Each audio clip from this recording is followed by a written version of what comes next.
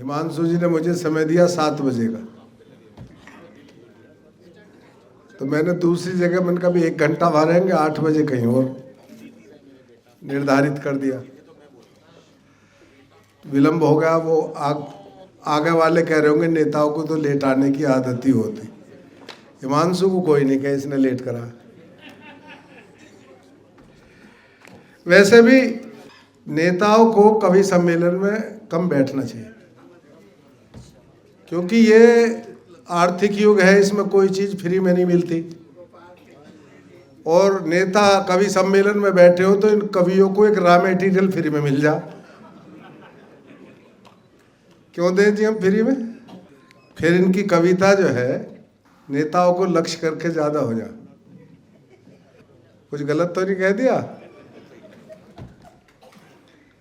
आज 2 पुस्तकों का विमोचन हुआ और एक पुस्तक महाकवि परम श्रद्धेय श्री कृष्ण मित्र जी के द्वारा तुम बिन निर्मल, और दूसरी करो योग रहो नियोग परम श्रद्धेय योगेंद्र पाल शर्मा जी के द्वारा उसका रचना की गई है।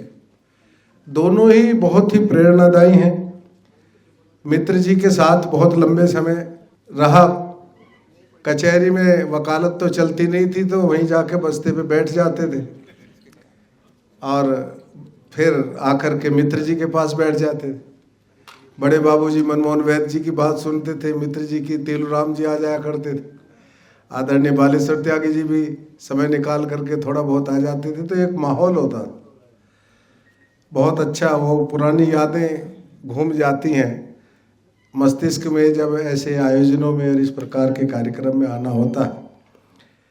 मित्र जी ने जीवन भर, मित्र जी को अगर कोई व्यक्ति जो मित्र जी को ना जानता हो कि ये कृष्ण मित्र हैं और उनसे मिले, मतलब इतना सरल व्यक्तित्व, इतना निर्मल, इतना शांत उनका स्वभाव देखने को लगता था।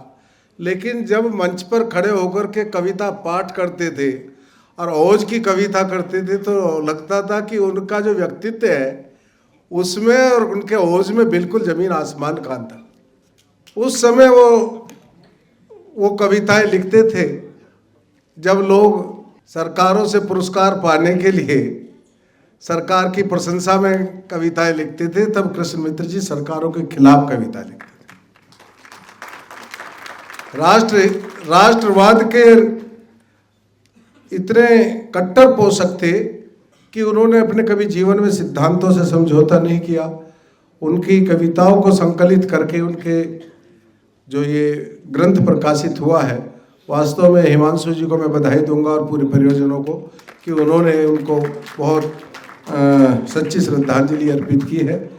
और आदरणीय योगेंद्र पाल शर्मा जी, देख करके किताब लग रहा कि जिस व्यक्ति की उम्र 90 वर्ष हो और उनकी आवाज में आज भी उतनी कड़क है बिल्कुल, और योग की जो व्याख्या की है वो हम सबका मार्गदर्शन करेगी।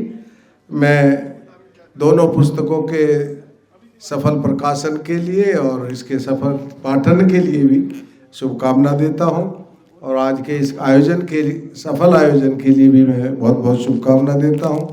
और मंच पर विराजमान सभी आमंत्रित कविगण और कवियत्री जितने भी आज कविता पाठ करेंगे, बड़े मेरे भाई बहन, उन सबका अभिनंदन करता हूं कि वो आज यहाँ हमारे बीच आए हैं और बहुत उनके द्वारा जो कविता पाठ होगा उसका सब लोग उससे निश्चित रूप से कुछ ना कुछ सीखेंगे। बहुत बहुत धन्यवाद। नमस्कार।